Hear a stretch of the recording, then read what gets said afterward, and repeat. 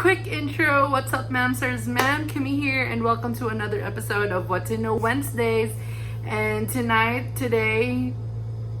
this Wednesday, we'll be talking about the wonders of the Kabo and Balde. Let's go!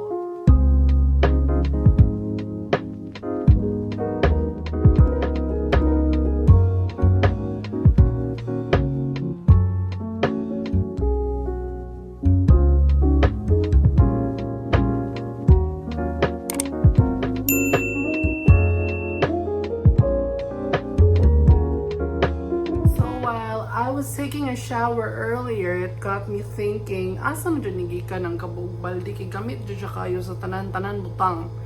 And I've done a little research about it, and this is what I can share with y'all.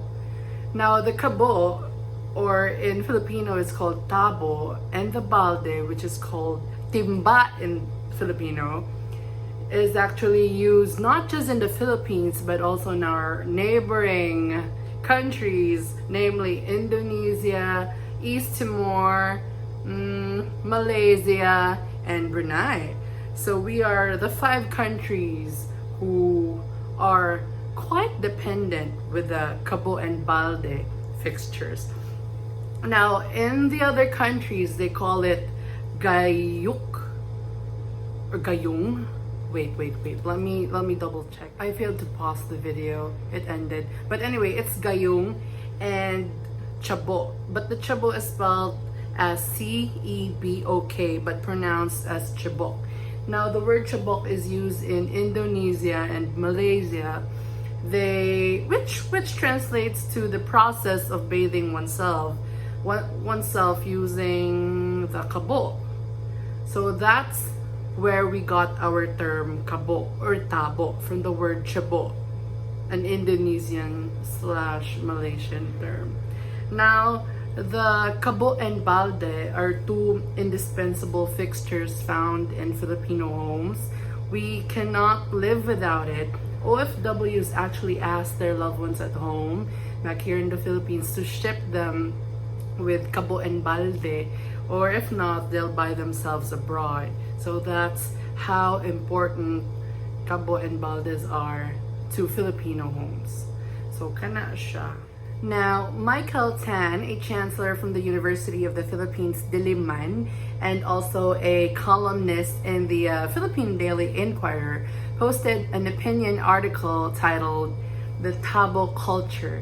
Now, he posted this almost a decade ago, May 24th of 2011, and it was stated in his article that tabos or mga kabo is translated, ang kabo is translated as dipper in English.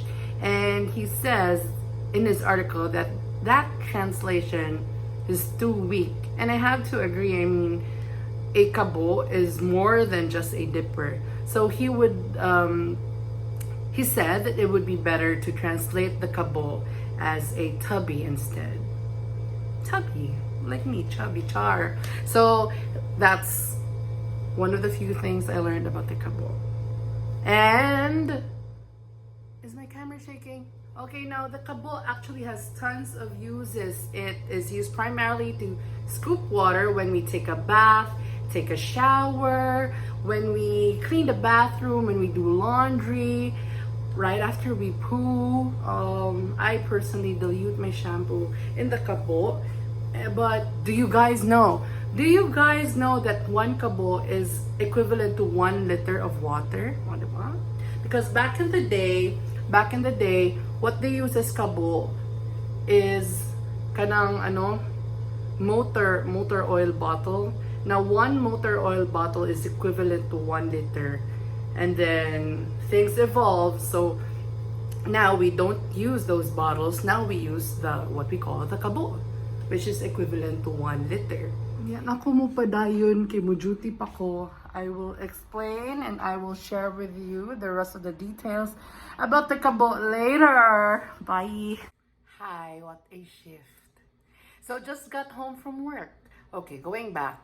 Now, our kabo looks quite similar to a Japanese hishaku. A Japanese hishaku is a dipper with a very, very, very long handle. It's made out of bamboo, and the Japanese use it during tea ceremonies. They use it to scoop hot water from the kettle or to scoop out cold water from their water jars. So that's a hishaku. And in other countries, they connote our kabo as one large ladle. Yep, that's it. Now, back in the day, the kabo used to be called as sartén, from the Spanish word sartén. And when the Americans introduced plastic to the Philippines, the production of kabo ended from what started with the usage of bamboos and coconuts to the usage of plastic to make kabos. Now, since the evolution of the kabo from bamboo to plastic, it was mainly kept na lang in the bathrooms of Filipino homes. And since it was kept in the bathroom, it was primarily used for taking a bath, for washing the anus after pooping, and all those other things you do in the bathroom. Now, there was one time in Australia, a man named Mador Bernabe, a machine operator in Australia.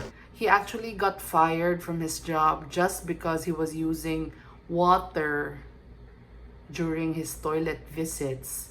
So it was actually culturally offensive for firing someone just because of such, diba? It's quite unfair. Investigated about the case, and Mr. OFW got his job back. So that was just because he was using a kabo and water during his toilet visits at work. Imagine na good na naparesign ka kay dangilo kag tubig, ha? Diba? So that's one very interesting topic I researched about the kabo, o diba? Bearing the invention of the plastic kabo was a plastic pail. We call it the balde or timba in Filipino. They go together hand in hand, and upon entering the bathroom, you should have a bucket full of water. And then before leaving the bathroom, as per proper etiquette, you should make sure that the bucket or the pail, ang balde, should be filled with water also for the convenience of the next user. So that's bathroom etiquette 101 with the kabo and balde. So basically, these are all the things I've researched about, and importante jud kang kabo ug balde, di ba? Kaya awa mo rag taas kay to kung gibasa. Bahin ana. That's it. So I'll be going to sleep now. Hope you guys enjoy. I'm upagkiat. Stay safe. Ay paggara-gara. Thanks for watching. Bye!